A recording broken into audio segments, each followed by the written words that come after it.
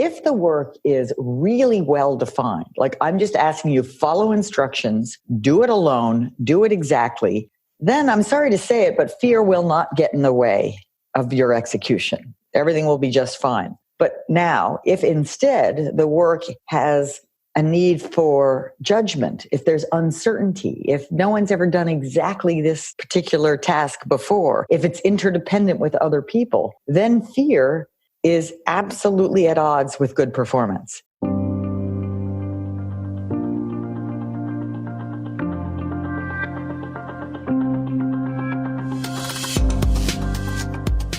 Hey everybody, I'm Lori Rudiman. Welcome to a special summer edition of Punk Rock HR. All summer long, we'll be bringing you encore episodes of Punk Rock HR that I absolutely love. We've re-edited them, remixed them, we've made them a little fresh, but the conversation is really important. So if you've missed the episode the first time around, or you heard it, but you want to hear a fresh take, sit back and enjoy this special summer encore edition of Punk Rock HR. I'm Amy Edmondson. I am a professor at Harvard Business School, where I've been for 2 decades. And I'm all about making the workplace better, and even more specifically, making the workplace more conducive to voice, to speaking up, to bringing your full self to work. Well, there's a lot in there, and you've written a really great book. Can you tell us a little bit about the book that you've recently written?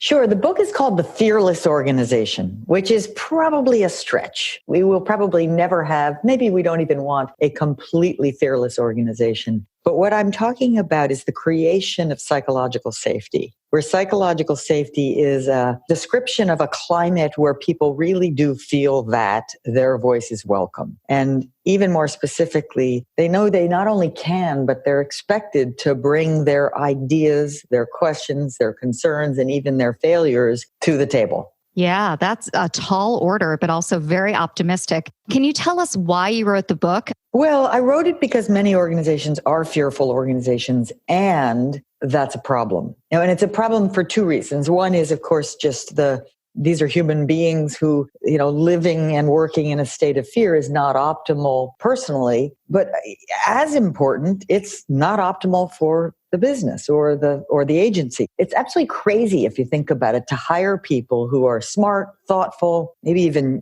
driven, motivated, but who are holding back, because you're leaving knowledge on the table. You're leaving value behind. In my research, I would have to say most organizations are erring on the fear side.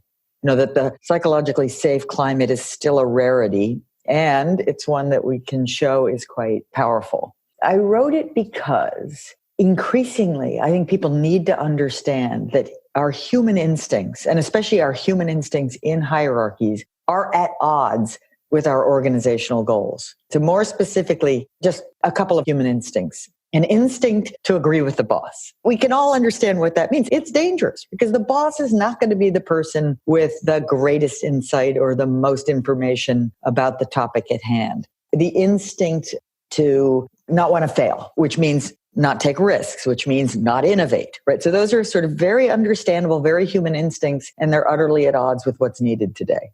Well, I don't disagree with you, but before we start to go on about your book and the awesome research that you've done, I'd like to just define psychological safety, because I think it can have a lot of different meanings depending on your attitudes, your affectations, your family of origin, right? So how do you define psychological safety? I tend to define it in the negative, and I hope this is okay, but I define it as a belief that I will not be humiliated or punished in any way for speaking up with work-relevant stuff. Wow. Work-relevant ideas, concerns, questions, even mistakes.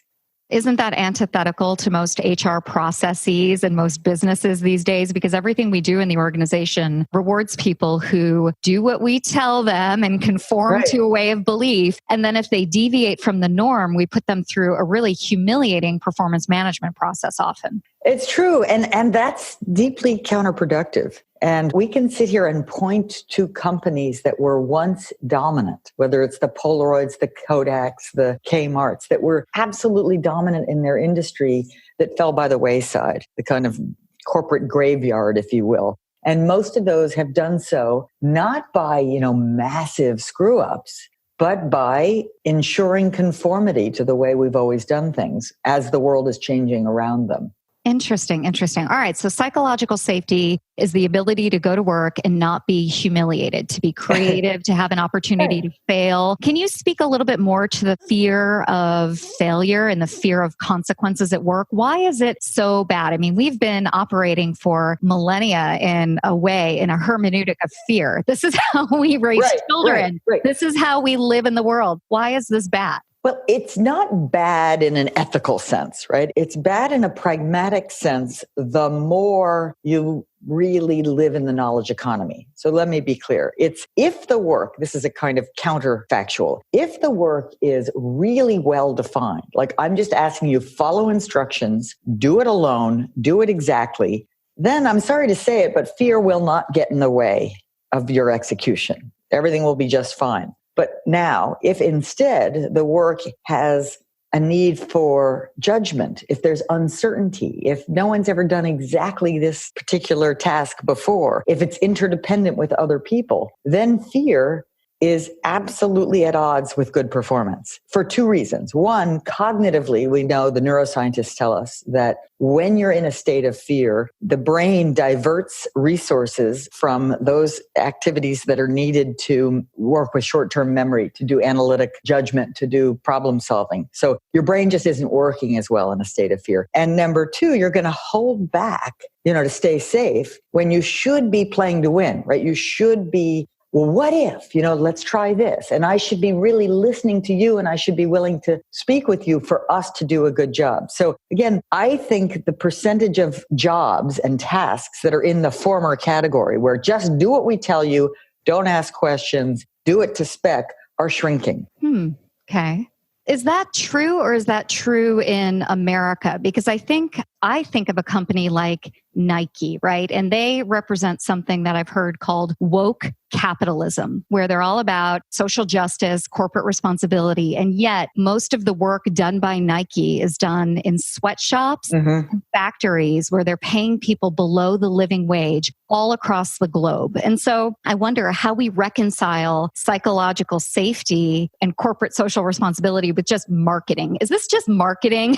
Yeah, this is a much bigger issue. And your question goes to the very essence of capitalism, really. There is a almost religious adherence to the idea that more profitable is better, and that will invariably drive jobs to lowest wage places. So Nike would be a good example. The actual manufacturing can and probably should be done in a quite repetitive manner. We want those shoes to be made to spec each and every time. And of course, the design and the marketing and all of the creative work that happens, these are better jobs. These are jobs where psychological safety really, truly matters. So there is this split here. And I'm neither qualified nor equipped to fully debate the merits of full-on religious capitalism, but I completely understand the split you're making. And the only thing I can say in response that's at all hopeful is that even in highly repetitive jobs, like say the automotive assembly line, Toyota has shown us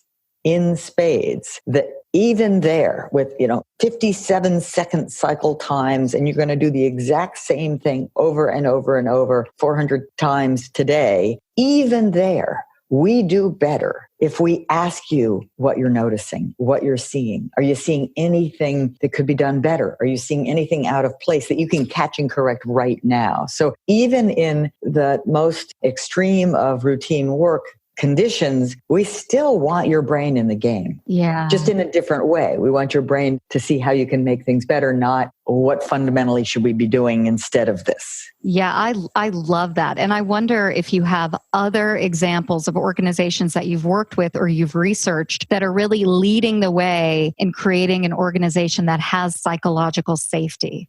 Hey, I'm Katie Van Horn. And I'm Jackie Clayton. We're your hosts of the Inclusive AF podcast, where we take on DEI, leadership, and HR without all the corporate fluff. That's right. We've got decades of experience, a lot of opinions, and zero tolerance for performative anything. Every week, we dig into what it really takes to build inclusive workplaces with honesty, strategy, and a few side eyes. We'll talk about the tough stuff, power dynamics, privilege, what's broken in the system, and how we can all do better. And don't worry, it's not all heavy. We bring receipts, laughs, and real talk from people actually doing the work. Think of it as your weekly dose of truth, tips, and a little tea to help you lead with intention and show up for your people. So if you're ready to push past the buzzwords and get into the actual work of inclusion, You're in the right place. So subscribe to the Inclusive AF podcast. new episodes drop every week. Catch us on Spotify, Apple, or wherever you get your podcasts. We'll be here breaking it down one inclusive convo at a time.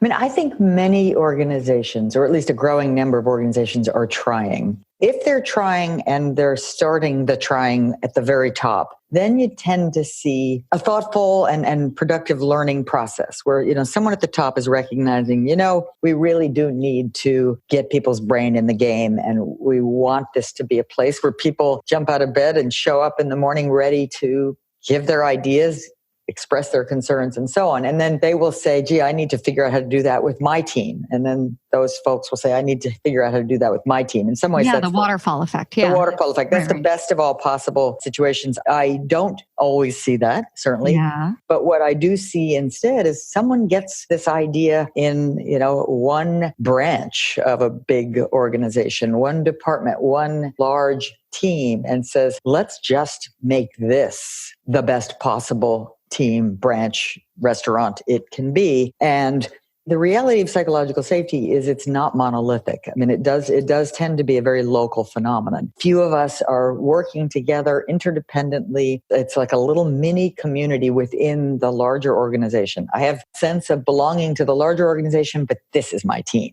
right? And so psychological safety tends to be quite variable across groups in an organization and quite consistent. Our perceptions within a group will be highly similar to each other. That resonates with me in terms of my experience in human resources, because you'll go to a branch or a local division of a company, and while they are affiliated with the corporate brand, they have a different climate on the ground. And the leader is willing to take one for the team and deal with all the corporate flack and all of the nonsense that happens in New York or San Francisco in order to create a local climate. What is it about that leader that makes that individual so special and willing to do that? I think they're smart, frankly. Right? Yeah, all right. And maybe it's worth pointing out that when I stumbled into this concept, it wasn't because I invented it, brought it into the workplace and said, here, do this. Right. I stumbled into it because I saw people doing exactly what you just said. Yeah. And in seeing them doing it, I thought, well, that's interesting.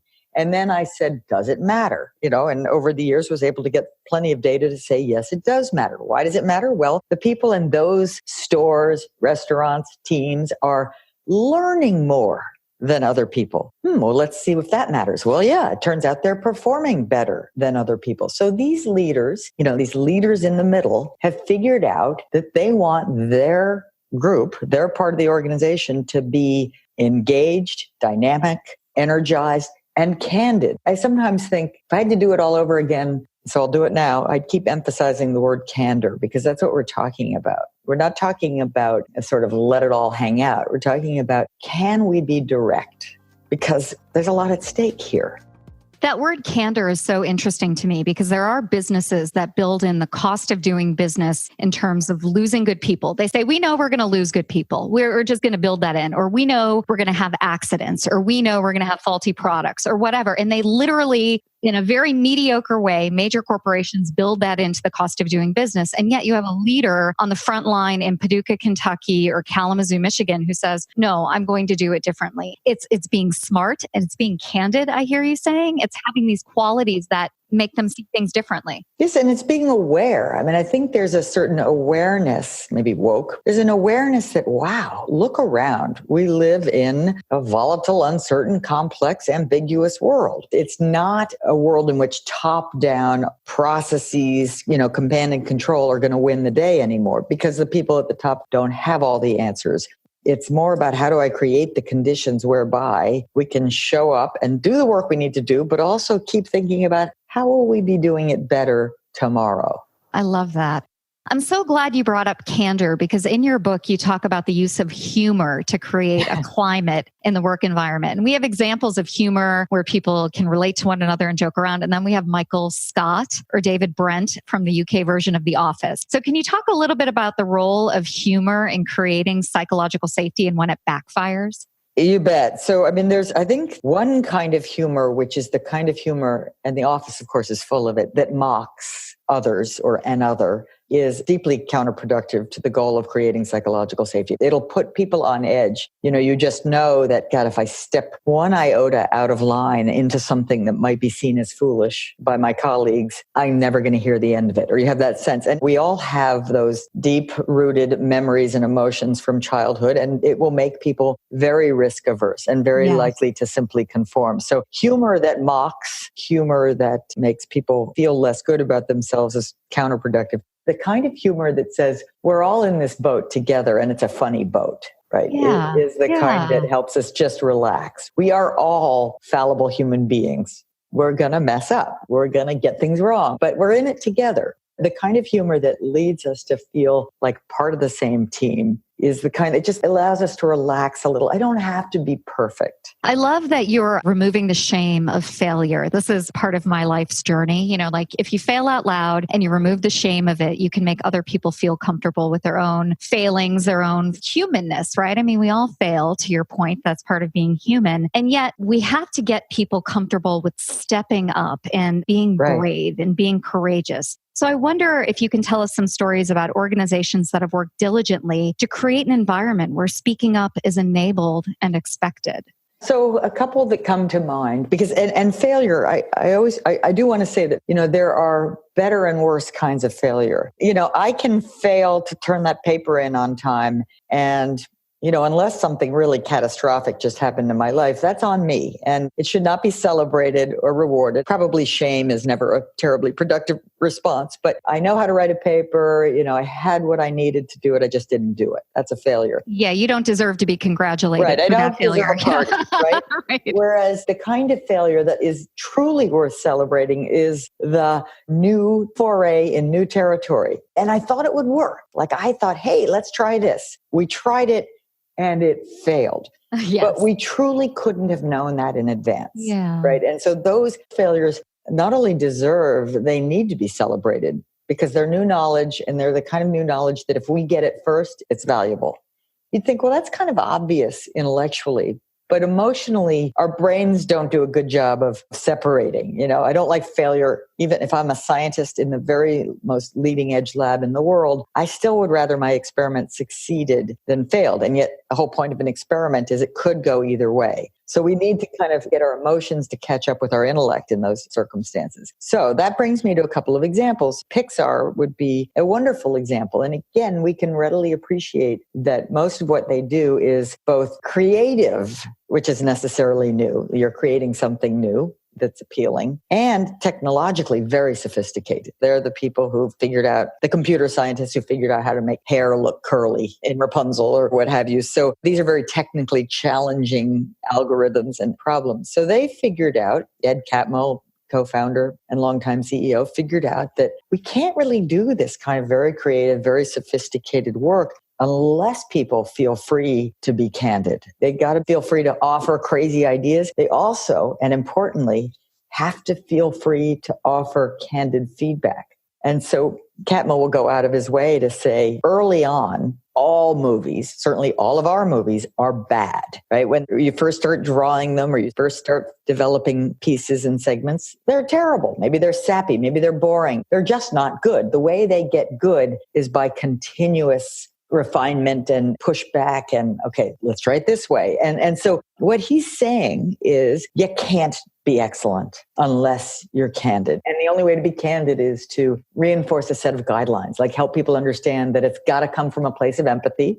If I were in your shoes, I probably would have created that sappy scene also. I get it. I empathize. It's a peer. I'm not a boss. Even if I am in this moment, I'm not. So certain guidelines that are put in place to help us do what is fundamentally unnatural, which is to say something somewhat negative to your face, when the easy thing to do is just to say something nice to your face. Right. And then later on in the hallway, I'll tell my other friend what I really think.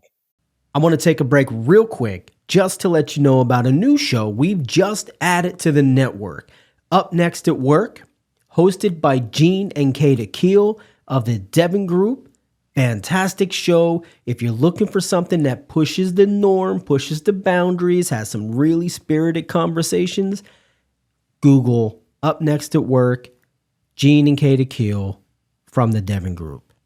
Yeah, that ruinous empathy that we've heard about in the media. Absolutely. Pixar, though, to me is a complicated example because Pixar was swept up in the Me Too movement and some of those instances that happened there. And I think psychological safety happens oftentimes for people who are producing and people who are of value or people who are in the majority group, but it doesn't often happen for women and minorities. And so this is one of the things that I really wanted to talk to you about today, because I think when we talk about psychological safety, it's a big, broad statement, right? I've heard leading human resources professionals talk about it with passion, like Claude Silver at VaynerMedia. Like, she loves it, and I love it for her. But sometimes I feel like psychological safety is good for one group, but women, minorities, people of the LGBT community don't have the same experience with it. So can you talk to that? Yeah, I mean, absolutely. So what you're describing reality. Yeah.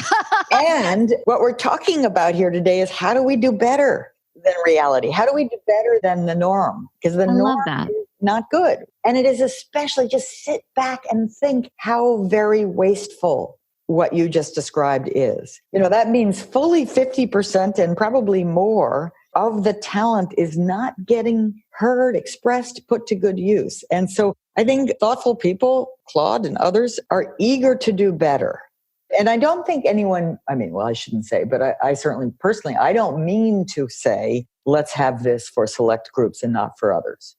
The Pixar story is, as so often the case, just deeply disappointing. Yes. It's like Charlie Rose. It's like deeply disappointing. None of us, I think, want to read those stories, and yet they're true. And so what we need to do is help companies, including Pixar, CBS, not get themselves into that foolish mess in the first place, because it's expensive and stupid and painful. It is. All of that is so true. And I wonder, as we start to wrap up our conversation today, if you can give us some thoughts on how leaders can create that fearless organization. What does it look like? What can they do, whether they're the CEO or the franchise manager? There are some core concepts that you talk about in your book, and I would love for you to share those today. Sure. So I'll say 3, right? Set the stage, invite participation, and respond productively. So set the stage is all this wonderful stuff of reminding us that we live in this complex, uncertain world. If I'm constantly saying, hey, I don't have a crystal ball, what am I saying? I'm saying, I need to hear from you. Like, your guess is as good as mine. Let's bring the data forward. Or, I don't know how customers are going to react to this scene or this product. What do you think? How can we find out, right? So you're always emphasizing that you don't have all the answers, right? Because that's kind of setting the backdrop for why voice matters. But that's not enough. The second thing is you've got to ask questions. Hey, what are you seeing out there? And preferably by name. Like, you were on last night. What did you see? And then the third is when people bring you bad news, almost more important than anything, your immediate emotional response will be something maybe even that I won't say on air, but you've got to take a deep breath, stop, challenge that immediate response and say, thank you so much for that clear line of sight. Let's put our heads together. What are we going to do about it? So kind of stopping those natural but potentially devastating and silencing reactions to bad news that are all too human. Wow. It made me think, as you were describing all that being a leader is so different than it was even 10 years ago. And it requires such an exceptional and extraordinary skill set. How do people learn? How do they learn to be a leader these days? Well, I think it's funny. And I think more and more people, I was talking to someone from McKinsey earlier today, when they talk about the aspect of leadership development they do that starts with self. I think more and more thoughtful people are recognizing that true leadership starts with self-awareness, self-control, which then allows you to be more able to be other aware.